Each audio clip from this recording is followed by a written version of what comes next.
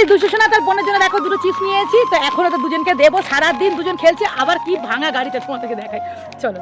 ভাঙা গাড়ি নিয়ে কিভাবে চড়ছে দেখছো? কি খাচ্ছ তুমি? হাওয়াই মিঠাই খাচ্ছ? বনুও খাচ্ছে। এই যে দেখো দুজনের জন্য দুটো চিপস, তাড়াতাড়ি আসো। বনুকে একটা দাও। এই গাড়িটার মধ্যে দুজন মিলে চড়ছে, কি বলবো, বলার মতন কিছু নেই আমার। তুমি একটা, বনুকে একটা দাও, বনুকে একটা দাও।